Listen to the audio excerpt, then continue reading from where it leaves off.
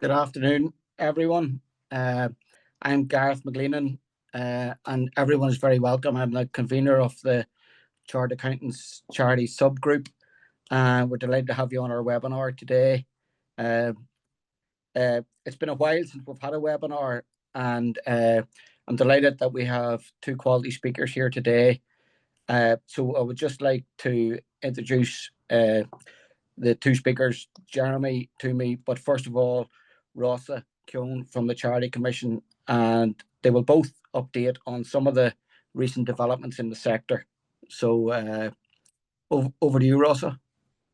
Thank you, Gareth. Good afternoon. And just as Gareth has just said, my name is Rossa Keown. I'm a Head of Compliance and Enquiries at the Charity Commission for Northern Ireland. Really delighted to be here today, give an update really on the Commission's work and some insight into some of the issues that might be of a particular interest to you all today, and also to speak about some updates in terms of the Charities SORP development work.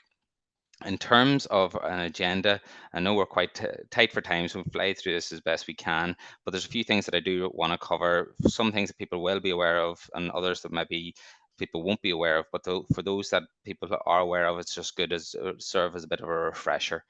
So I do want to look at mandatory filing, the reintroduction of mandatory filing for all charities in Northern Ireland, and with that I want to discuss compliance rates and in turn briefly talk about non-compliance with annual reporting.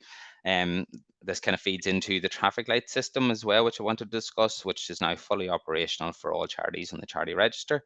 I also want to talk about what happens once you submit your annual returns alongside your annual monitoring return, your accounts and reports. I want to take a quick look at our 2023-24 Monitor Compliance Report, which was published last year. I then also want to cover and touch on our CC&I concerns form and the use of that form and the importance of using it for matters of material significance. And then I'm going to finish up with a brief touch on the Charity SORP development work, like I've just said, before handing over to Jeremy, who'll go into that section in a bit more detail. So first up, I'm going to get into the mandatory filing in 24-25. Going to give a quick refresher on CC&I's current history to explain kind of why I'm mentioning it this afternoon from an annual reporting point of view. So for those of you who are not aware, the Commission's work was really significantly impacted in recent years on the back of a legal judgment. So this was a Court of Appeal ruling back in February 2020, which upheld a legal challenge to the delegation of decision-making powers within the Commission to its members of staff. So essentially what this did, it was addressing a technical piece of law that was saying, namely that all Commission orders and decisions had to be made by the Board of Commissioners rather than by Commission staff following manuals that have been approved by Commissioners. So essentially what this meant that for all charities who had been registered prior to May 2019 had been registered by staff, these charities were not legally registered. And in turn, this then impacted on their legal reporting requirements. So such charities registered before May 2019 had no legal requirement to submit their annual reports and accounts for a good number of years. So fast forward a couple of years, and then the Charities Act 2022 was introduced. It reinstated the charity register, thankfully, and more importantly, this reintroduced mandatory annual reporting for charities to file their accounts for accounting periods beginning on or after the 1st of April 2022. You're probably wondering why I'm mentioning now this in April 2025, but when you take into account all the different variations of accounting periods, you bring these all into consideration, you factor in the 10-month window for reporting through to the Commission, it finally eventually meant that all charities, aside from those that have been recently registered, were back into the world of mandatory filing to the Commission within the 24-25 financial year. So this meant essentially for the first time in quite a few years, there are almost 7,000 charities who are required to file an annual monitoring return through to the Commission along with their accounts and their reports. So I think it's probably perfect timing to come to you now in April when you're looking at the 24-25 years just past, and we have our final position in terms of what the filing rates look like. So the reporting rate at the end of the year for all charities spinning within their 10-month deadline sat at around the 70% mark. But when you factor in the overall compliance filing rates in terms of including late filers, it was sitting around 82%. I know of 80% on the slide, but just done a review yesterday when I was preparing. I see it's up to 82%. So that is really, really positive outcome to see an 82% filing rate. So then obviously if you're sitting with 82% of charities that have filed, you're then also sitting with around 18% of charities who are not complying with their annual reporting requirements. So it's important to also understand how the Commission handles this. And typically the way that we have managed this is through 3 notification emails, which would go out, and these are increased in severity across a 6-month period post your annual reporting deadline date. So once this 6-month period then elapses, we take a step back and see what are the reasons why a charity still hasn't complied, taking into account many various factors. So, and then we determine if there's any additional regulatory steps that we have to take at that stage. So we're currently sitting around 800 charities that fall into this category of being 6 months overdue. So in terms of how the Commission plans to improve these compliance rates, we have a couple of different angles that we're coming at. In recent years, we have started to gather information from our online systems in terms of through the registration process and the annual return process, gathering individual charity trustee contact details. Because on occasion we do notice that whenever a charity hasn't complied with their filing reports, sometimes this is because the details on the charity register or the charity contact details are out of date, and people are unaware of their requirement to submit their accounts through. So by gathering this information through the registration process and having individual trustee details, we can engage and target trustees directly, and it gets the message out broader than just to the charity contact detail. But we also acknowledge that due to the issues that I've just mentioned around the Court of Appeal ruling and there being no legal requirement to report for a number of years, there's really a distinct possibility that many of the charities that fall into this category no longer operate, so they cease to exist and they're not operating or providing any services. So there is a need for the Commission to carry out a wider exercise to determine if these charities actually still exist, and we have been carrying out a project over the last few months trying to target in on those charities that we know still exist, but also keeping an eye on those ones that we know don't exist, and how we manage to engage with the right people to ensure those are closed off and removed from our register. So that's a piece of work that's ongoing. I'm going to move on to the traffic light system, and this is really another method of us driving up compliance rates for those charities who are still operating. So prior to May 2019, the Commission had different terminology on the display of its register. So for charities who didn't submit their accounts on time, even if it was by just one day, they were marked as in default in the register, and that came up, and it was very negative connotation, and we had been criticised in relation to this. Now, in the interim period between the Court of Appeal ruling and the new Charities Act coming in place, the Department of Communities did commission an independent review of charity regulation. One of the recommendations falling out of this was how we reviewed that filing status, how it appeared on our register. So like I say, we've been previously criticised over the harsh use of the term in default, but also in terms of not allowing a bit of leeway for charities who maybe file a few days late and have genuine reasons for it.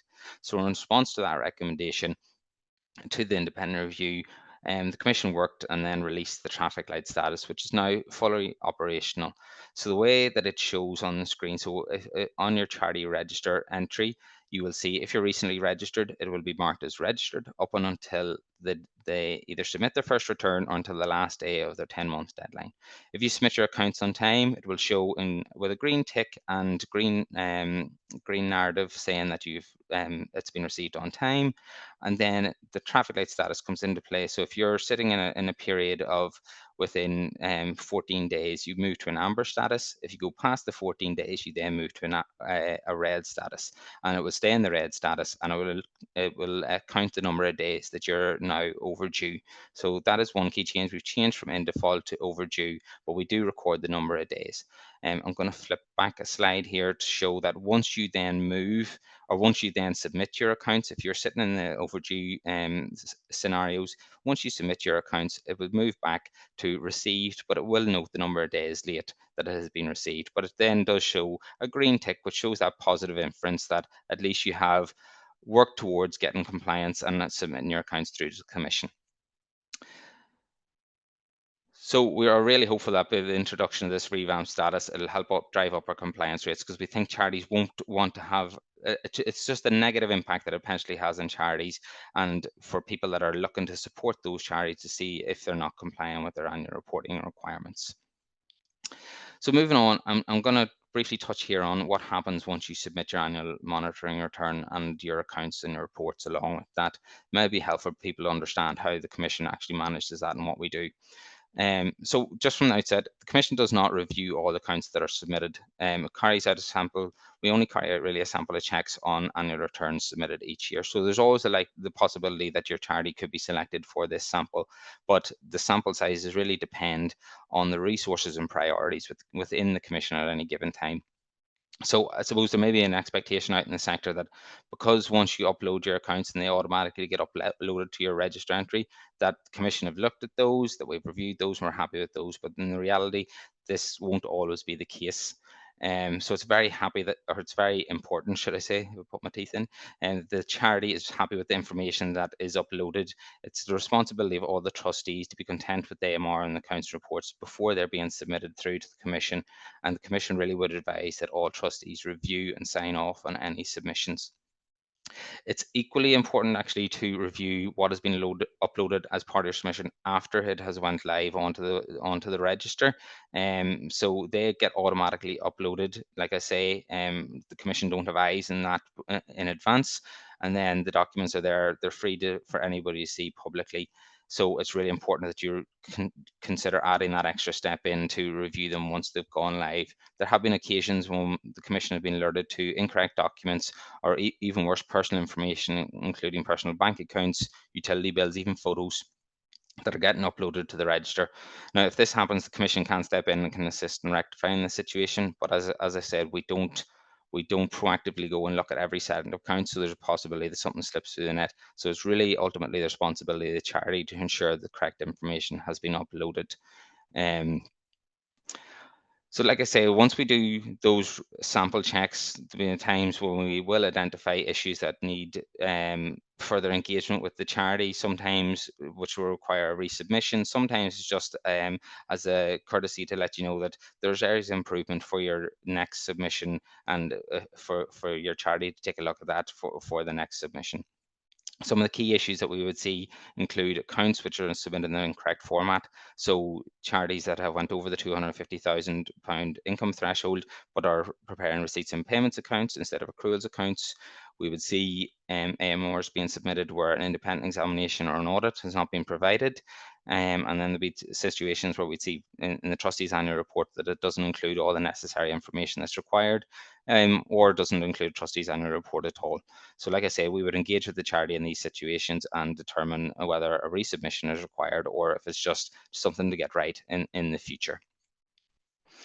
And a nice segue from that is that we have produced a monitoring compliance report for the 23-24 year. This was published, I think it was October, November time of last year.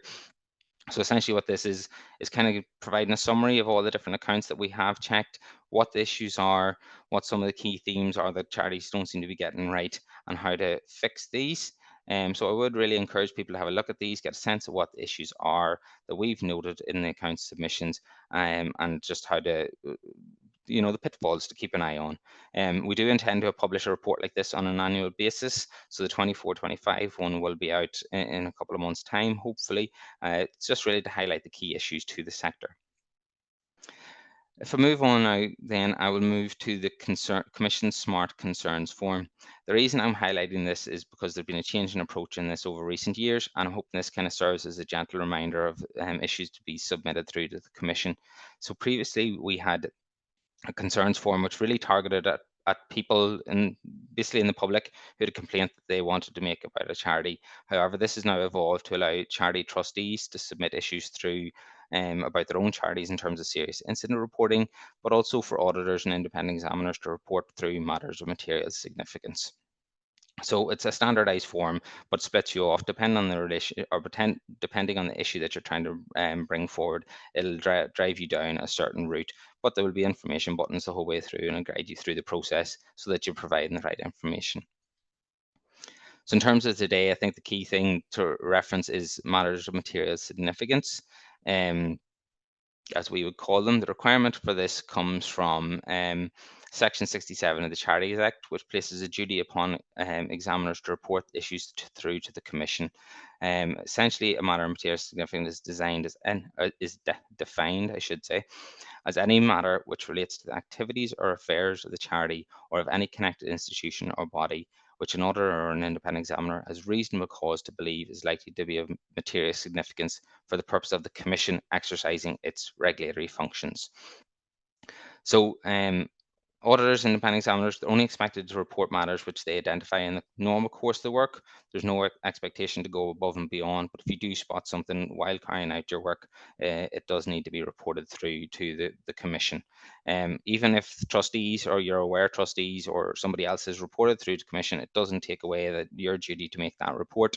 And in fact, at times it can be really beneficial to get an alternative angle on the issue that's being identified, as trustees may not always provide enough information, or there's bits and pieces. Context could be very beneficial for us, and it's useful to have the information from another source.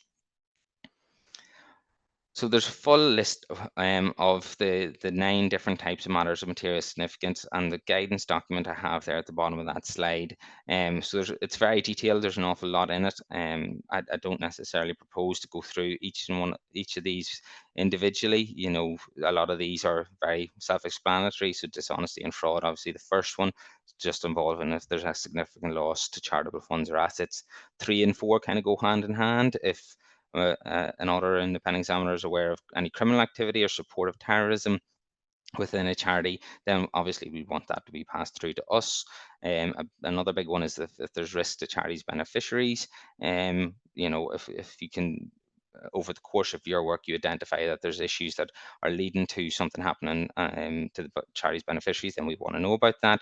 And similarly for 7, if there's a breach of an order or direction made by a charity regulator. So if we've issued an order and the charity that you're involved with has basically ignored that order, not followed it, it's important for us to know that that's happened, and for that to be reported through. So there are some other considerations to take into account here. First one, in terms of timing of report. Timeliness is obviously really important, but charity regulator accepts that a number of factors that feeds into this. But as soon as possible, as soon as reasonably possible to get something through to the Commission, that would be ideal. So this is an additional obligation on top of providing your independent examiner's report or your audit report, which accompanies the accounts. And deciding what a material does require subjectivity and professional opinion. So there will be an element of professional judgment in what you report through, but always best to err on the side of caution. And if you think there's an issue arising, then report the issue through the Commission and we can make the judgment on it. In terms of how the Commission deals with them, the moment we process them the way we do with any other type of concern that we can receive through, the only exception is that matters of material significance relate to those 9 issues that, or the 9 areas that I brought on the previous slide. So we put it through our risk assessment process. More often than not, there's nothing for us to do but just to mark it and take note of it. But there are occasions something that flags a bigger issue that we have to engage with the charity directly on. In terms of numbers are typically relatively low. We issued the guidance in collaboration with Charity Commission England and Wales and the Office for the Scottish Charity Regulator back in 2017, and we've seen a surge around the early years. Now it kind of stands around the 15 to 20 mark. We don't see massive fluxes from that, but there have been occasions whenever we have identified an issue dealing with a concern, we've engaged with the auditor and the independent examiner, and they weren't aware of the need to report a MOMS through. So that's why I do feel like it's always a good refresher to mention this when I'm at events. And a really recent example of that I've anonymized is really beneficial. It really shows the impact that a MOMS can have. Dealing with a concern raised with the Commission highlighting mismanagement and financial irregularities being received from an anonymous source. Therefore, we can't substantiate it because there's lack of evidence and there's nobody to go back to ask and see if the issues are actually something we need to go to the charity about. But then this was then supplemented by an auditor who sent through a MOMS identifying a range of things: failures of internal controls, compromised payments being made, funding ceased from funders, just a whole raft of different issues. It then gives greater support to the concern that has been raised from an anonymous source, and it means that we can step in and engage with that charity and really get to the bottom of the issues and help them work through those issues. So back to the concerns form, like I say, the concerns form has now incorporated matters of material significance into it. So it helps you bring it through, and helps it bring it through to the Commission in a standardized format. It asks for standard types of details: the name of the charity, any documentary evidence you have you attempted to deal with the charity to address the concerns, who's involved, all those kind of different matters. But just please be aware that this information will always be kept confidential if it's passed through the Commission and we have to get involved and deal with the charity and to address something. So yeah, like I said, just flagging this as kind of a reminder, a refresher that this duty and this requirement exists out there, and it'd be great to see more and more matters of material significance being passed through to the Commission. I'm now going to move slightly away from the regulatory space, more into charity accounting specifically. So in my role within the Commission, I sit as one of the joint chairs of the SORP making body, alongside colleagues from CCW and OSCAR. So following an extensive development process, I'm really pleased to inform attendees the SORP consultation launched, the consultation on exposure draft launched on the 20th of March 2025. It'll be open for a 12-week consultation period, and the SORP making body is really seeking views on a number of key areas which will inform the final SORP, which is due to be published in the autumn of 2025. I'm not going to go into major detail here because I know Jeremy, who's going to follow, will be touching on the technical detail in his presentation. I do want to flag a few key things around the consultation. So firstly, it's really important to note that the FRC, the Financial Reporting Council, are those who are responsible for UK accounting standards, and then the SORP then is based on those standards. So the FRC in recent years have updated FRS 102, which is the accounting standard that charities preparing their accounts on an accruals basis need to comply with. And as such, many of these things, many of the changes in the exposure draft are driven from FRS 102. So for those of you who do not or may not have had an opportunity to look at the consultation or the exposure draft yet, you still have to know what to expect once you get stuck into the consultation itself.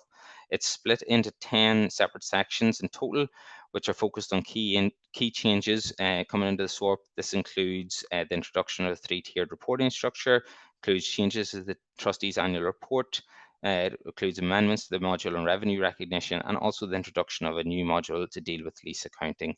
So in total, there's 42 substantive questions in the consultation, which is SORP making body seeking feedback on. And in addition, this is in addition to the initial questions about the respondent, which is really important for us in terms of consultation analysis work. So really, I'm just encouraging everyone to participate in the consultation. I would encourage people to read the supporting documentation, which are available on the SORP microsite.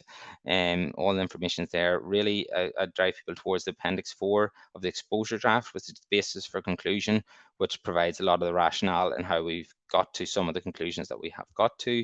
And in terms of timeline, the consultation is now live. It'll be run until the 20th of June 2025. Post-consultation analysis work will take place over the summer, with an anticipation that we will get the final draft SORP to the FRC for approval in September 2025, with the publication date in October 2025. But like I say, I'll leave it there for the SORP consultation, and Jeremy can tease out those final bits.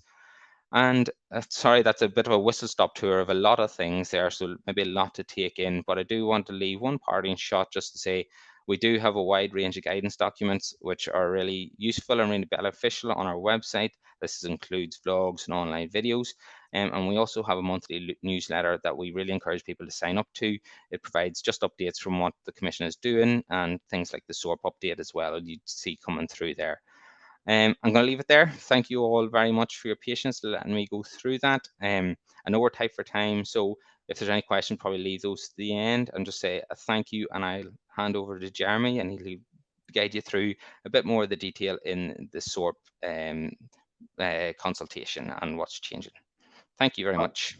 Rossa, thank you very, very much. A very comprehensive presentation there.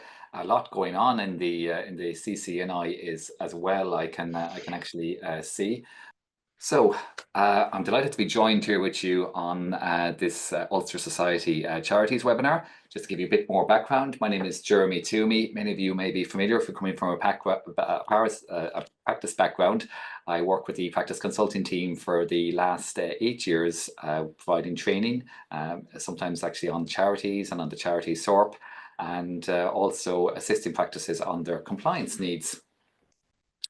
Now, as Rossa said, I'm going to go for my next 20 minutes or so into just a little bit more detail about the changes that are coming up on accounting and charity reporting. There is a new exposure draft of the SORP, and some of the key changes coming around revenue and leasing are actually coming from the FRS 102 periodic review. You will get a copy of both sets of slides actually after the webinar, along with a copy of the recording. And on my slides, you'll see links, and you'll actually be able to click through to the different links. So the first live link there is actually to the FRS 102, the latest updated set of FRS 102 and indeed 105, the markup and the changes that have come from the periodic review, and some other changes as well early this year. And also you'll have a link straight through to the actual consultation that Rossa mentioned with relation to the actual Charities SORP and the other background documents there. So that link will be live on the PDF when you receive it there. A little bit more of a background here with relation to the timelines and the development for the actual SORP. The FRC goes through a period of periodic reviews, meant to be every 3 years, but it's actually linked out to be every 5 years of FRS 102 and indeed 105. FRS 102 first came in about 2015, and then actually in 2019 the first review was completed with changes implemented, and the second review began during COVID in 2021. The main changes coming from it were around lease accounting and revenue accounting. The process was a little bit longer than expected, perhaps with COVID and so on, but the final amendments were actually issued in March 24, allowing final standards to be actually issued in the autumn of 2024.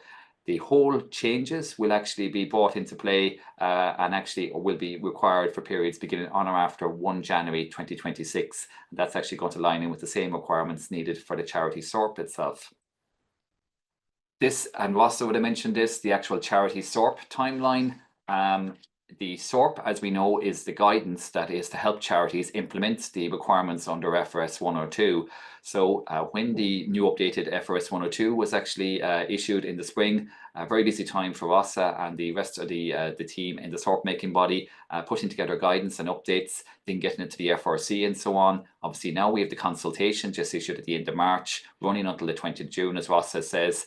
There will be a busy period over the summer, just getting the final amendments, and then, as Rossa said, hopefully by early October to have the SORP out, and it will line in again with the periods beginning on or after 1 January 26. So there won't be any delay there, and it lines in with the FRS 102 requirements as well. So please be aware of that and start to prepare as early as possible, hence you're attending this actual webinar today. So the key changes that I'm going to highlight to you, firstly around lease accounting. And the key change here is, you may be familiar obviously with finance leases and operating leases. There won't be any more operating leases, apart from a couple of little exceptions that I'll take you through. And all leases will be on balance sheet. That's what's coming from FRS 102. I'll take you through just the workings of that a little bit more, some guidance as well, and just some areas to help you prepare now with your charity or indeed your charity clients. Revenue recognition. What we're seeing here is a new 5-step model, and we'll take you through that, and particularly that's going to be around the contracted income you would have, so exchange income, in other words, where you actually are providing the service back, as opposed to non-exchange income where it might be a donation but the charity gives nothing back for it and so on. There is a couple of other areas of change, and these are such things as going concern. There's going to be more exacting going concern requirements, stating why the actual management chose the going concern basis, and more detailed disclosures in this area, and a few more changes around supplier finance arrangements and FRS 102 Section 1A. Won't get into detail with you on that today. Now, that's the FRS 102 changes. The SORP changes themselves. There's a few more things. Rossa mentioned that we're actually going to have now a 3-tier income-based reporting regime. Previously, we'd have looked at smaller charities under 500,000 euros of income, and then more detailed requirements for reporting for those seen as larger charities over 500k. Now we're going to have a 3-tier system. Small ones under 500k, it'll be the same in euro thresholds in the Republic of Ireland. a second threshold between 500 and 15 million of turnover, and quite large charities then with more detailed requirements again over 15 million. So I think that's a sensible approach, and it's to, I suppose, allow a more simplified reporting as well, and also give clearer guidance to each level of charity in the SORP. There is going to be more enhanced disclosure requirements with relation to the trustees report, particularly around impact for the larger tier 2 and tier 3 charities, also around sustainability for the very large charities. There's also going to be some changes with relation to how you account for legacies, reserves, and so on as well. As I mentioned, with the new revenue changes coming from FRS 102, we're going to have a breakdown between exchange and non-exchange transactions. And the exchange transactions, that 5-step model is going to be key for them. We're having a couple of new modules included as well, particularly around lease commitments, 10B, and that's all to give you, I suppose, just further guidance on how to implement these new changes to you. Also as well, welcome news for some, from 500,000 and upwards now for large charities, you're expected to prepare a cash flow statement, quite a complex operation sometimes. Under the new proposals and the new SORP, that'll be pushed up to the largest tier of charities, 15 million in turnover and upwards, so that'll be welcome. And there will be some other changes as well around fund accounting and modifications around the level of disclosure for trustees remuneration and related party transactions. So getting into the detail, lease accounting changes. And on lease accounting changes, guys, what we're seeing here is most of the changes coming from the FRS 102 review would be driven by IFRS. What's been brought into IFRS in the last 4 to 5 years, and then seeing does that fit for UK and Irish GAAP for FRS 102. Around lease accounting, there was IFRS 16 brought in a number of years ago, and it seemed to be successfully implemented at that international level, and it's now seen as appropriate for UK and Irish GAAP. So that's leading to an updated section 20 of IFRS 102. What it is resulting in, as I said, is pretty much no more operating leases. So you're now going to have to capitalize such leases and have a right of use asset on the actual balance sheet instead of expensing all those lease items. There is a couple of simplifications. For short-term leases of less than 12 months, you can still actually expense them through the P&L. And also where you actually will have low value items. We'll talk about what exactly low value items will be, but they're usually movable items like a computer, like a laptop, whatever it may be. And also as well, there is a simplification over IFRS in that you can actually use an easily more ascertainable discount rate, such as the borrowing rate you would have for such an amount of cash. There will, of course, be increased levels of disclosures now because you're now going to have an asset with a matching liability, depreciation, and so on as well, whereas everything else before was just being expensed for these operating leases through the P&L. That's the previous regime there, no liability being created in the left-hand side. Under the new IFRS 102 for periods beginning 1 January 26, you're going to have this right of use asset for these leases that are not exempt. And you're also going to obviously have to depreciate that asset, and you're going to have timing differences on the payments and interest and so on as well. We're only worried today, and most charities will be leasees. So basically the single accounting model will apply to you. There will be, as I say, two important exemptions for short-term leases less than 12 months.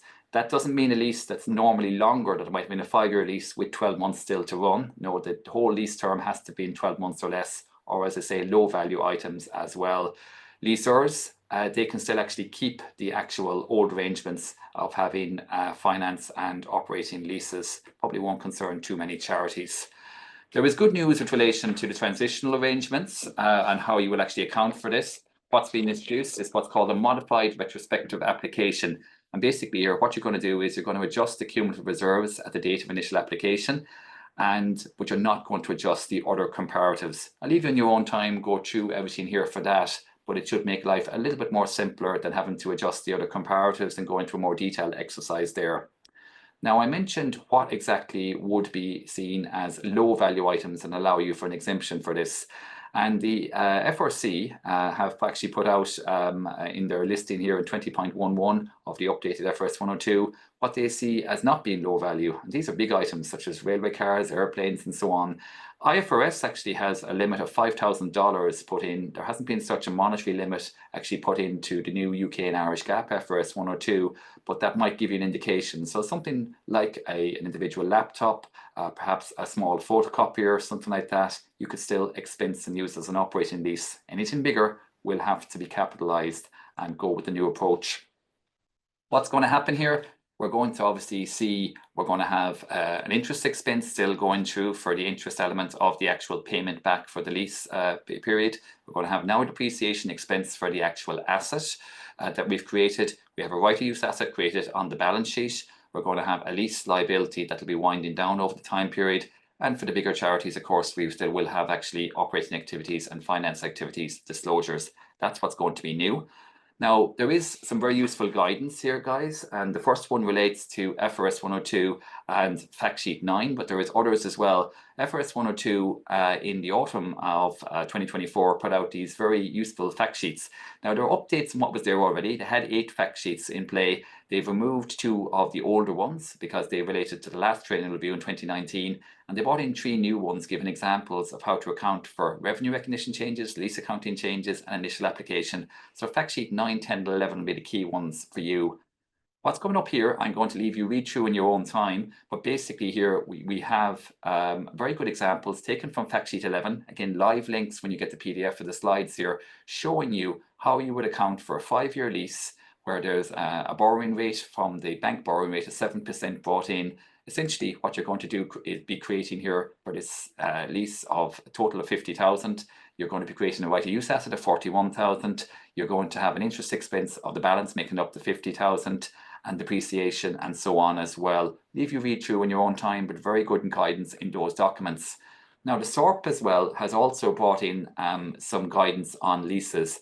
This is a lease example with relation to a charity who is in the fortunate situation of getting a discount from its landlord on its actual lease payments. And it shows you how you would account for the exchange, the money they're paying, but also the non-exchange elements. I'm going to leave you read through in your own time again. It may be applicable to some of you, it may not be to others.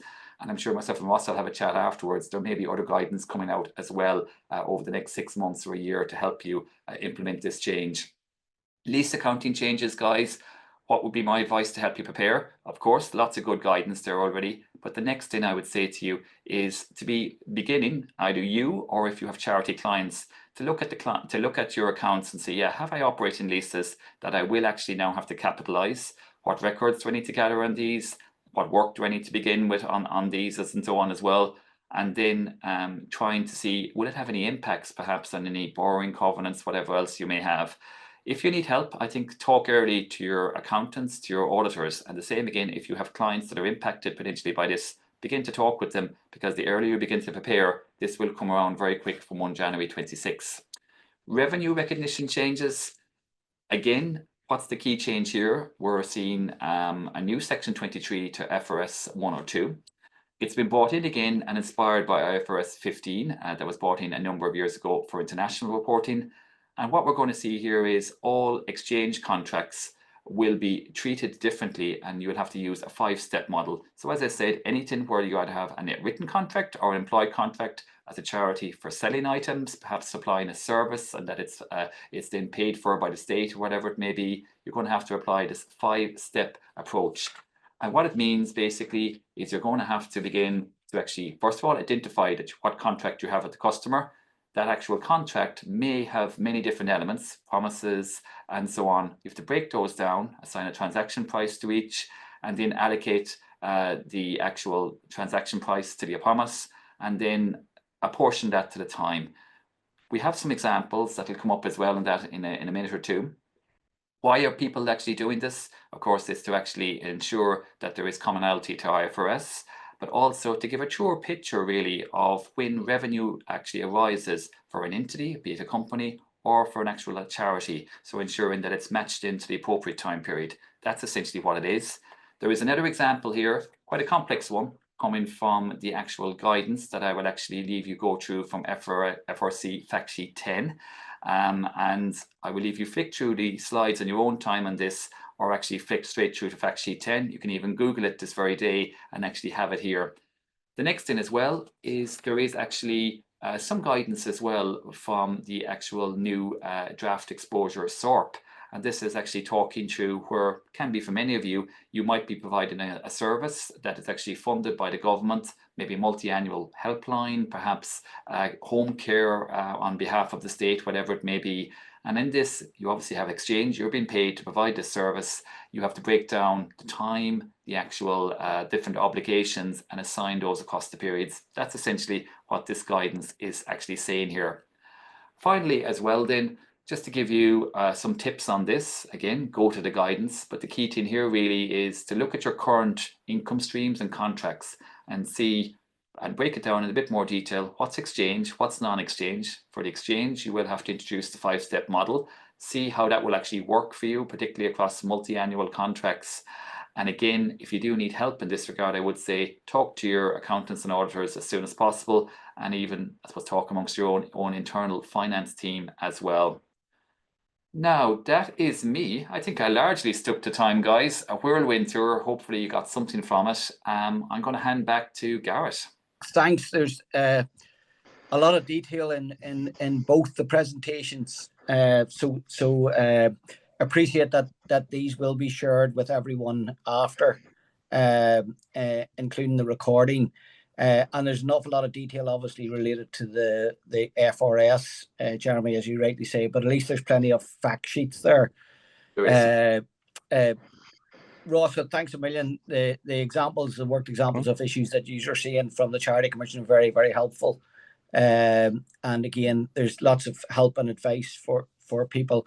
What I hope you don't mind, I have a couple of questions, if that's okay. I'll put out. I'm conscious of the time. Like, we will not be going past 2 o'clock. So just if everybody can hang on there for another few minutes.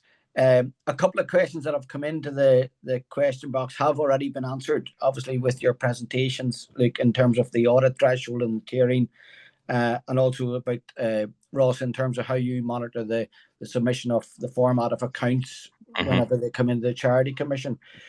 But one question, Ross, if you don't mind taking the first one, was around penalties for late filing. Somebody's mentioned, like, there is late filing of information for the Charity Commission, and like, whilst there's penalties for Companies House, are there no similar arrangements with yourselves?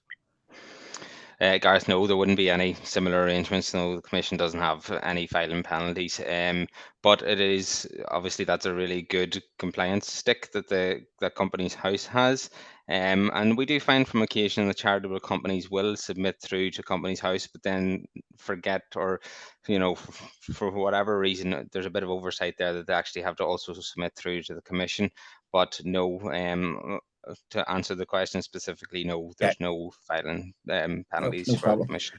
And there's just a question here just about schools, charity registration of schools in Northern Ireland. Either two years, any thoughts on that? I'll take that one, obviously, Jeremy.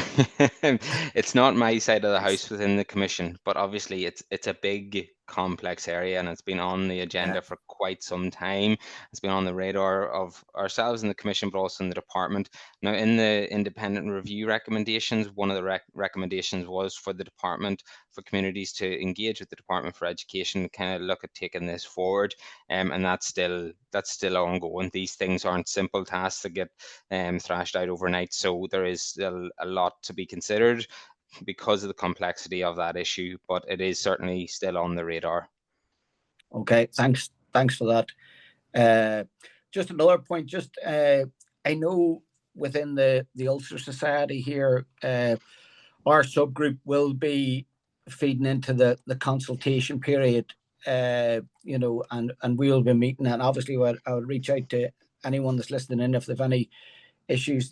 Feel free to share them with any of the members of the subgroup here. There are a lot of things going on within the charity sector in the north here, challenges as well as obviously changes in terms of the SORP and FRS, and I know, Ross, you mentioned about the matters of material significance, but just generally speaking, I know we will be hoping to organise another webinar before the SORP is introduced and during the consultation. Do you have any ideas, Ross, Jeremy? Is that the plan with yourself as well in terms of? It is taking that indeed. forward? So yes, I know that the Institute will look to reply on an institute-wide basis as well, back with relation to what we've seen, just like we did with the FRS 102 periodic review back a couple of years ago when that was ongoing in 22 and 23. So the Institute will reply with member feedback, including from your own committee, as I say as well. Our professional accounting team will more than likely take the lead in that. But again, if there's anybody who has specific feedback, and we will put out communications on this as well, we'll be looking for that. It is very true. Myself and Rossa would actually host usually a very detailed 3-hour webinar with relation to technical accounting and auditing and regulation, usually each autumn. And we will look to do a detailed webinar as well for practitioners, but also for those working in the charity sector, preparing accounts with relation to what's new in the SORP. So you'll be getting a much expanded version of what I've given you there, and just a little taster there in that. And so that's something we will look to do, I would say, early autumn. We traditionally do that about September time. And Great. at that stage, we will have been obviously got the consultation feedback. Rossa and his colleagues in the SORP making body will be very well advanced, I imagine, at that stage, and it'll actually probably have gone to the FRC, maybe even at that stage, for their final thoughts and comments. So we'll be pretty much there. I think, Rossa, we're hoping by October maybe to have the final October 25, out. hopefully. Yeah, again, these things can move, but yeah, we would look to do a webinar by early autumn to assist everyone in that area. Oh, well, Guys, that's great. can I just jump go ahead, in Rossa. that area? I really do want to reiterate, and Jeremy's touched on some of this. I really want to reiterate the importance of engaging in the consultation. I know there'll be some areas where people may have a specific interest, but it's to consider all the consultation, every question that's being asked in the round, and giving us as much productive feedback as we can. But then also to flag, and again, Jeremy touched on this, but it's really important to get this point across. There's certain areas in the SORP that are driven from FRS 102. Specifically, I'm thinking about leasing and revenue recognition, where that position won't necessarily change. It's just how the SORP actually communicates it and the structure of the modules and stuff like that, which there may be improvements in terms of simplification. The actual accounting treatment's not going to change at this stage. So it's really important for charities to start preparing now. Understand what your lease arrangements look like, understand what your different contracts look like in terms of receiving income. Get that work started now, because it's not, like I say, it's not going to change. But then also at the same time, provide the feedback in the consultation process. Like if the SORP can't capture every different type of arrangement, but if you in your charity feel that there's a really specific example that would be beneficial for inclusion in the SORP, then get that fed back to us. It's only by feeding back to us what's missing that we can take on board those different types, those recommendations, and actually improve it come final publication. No, that's very helpful, and I know the sort of the advertising of the consultation has only come out relatively recently in the last couple of weeks, and you made reference to 42 questions or something like that, and the appendix 4 in the documentation. So maybe there are things that people just need to spend special attention to in terms of prior to consultation or feeding back. Absolutely, yeah. The Appendix 4 is the basis for conclusions, which sits within the exposure draft. But essentially what it does is provides a rationale to where the key changes have come from and the thinking behind them. But in addition to that, there is an invitation to comment document, and this is all available on the SORP microsite. So that invitation to comment document outlines all the consultation questions, but it also gives a bit of preamble into each of the questions. The consultation also does that. So it's important to read all of that information, be as well versed in those kind of things before you dive into the consultation, and you'll be able to give us as better feedback essentially. Now, I'm just thinking, look, as well as sharing the link for the presentations today, look, it might be possible that we could share the link to that microsite. Would that be possible? Absolutely. Right. Yeah, so no that problem. might be something that might be helpful, guys, that we'll pick up afterwards. Look, I'm conscious of the time. I don't want to have people sitting in here, or maybe they're enjoying the good weather. But I'm conscious of the time, so I just want to wrap it up. Again, I would reach out to people and say, look, if there's anything you want to touch base with the subgroup on, we're very happy, because we will be feeding into the consultation process. The two guys have, look, I just want to thank you on behalf of the Ulster Society for giving up your time, for the detail and meticulous presentations. There was a lot to cover there. Jeremy, I'd say that'll melt a lot of people's heads, some of those examples at the end. But look, we've got time to think it through and go through it. But just on behalf of everyone, I just want to say thanks a million, and enjoy that good weather for the rest of the evening. Okay. Thanks, Gareth. Same Thanks for to having you. us. Thanks, guys. Thank you again, guys.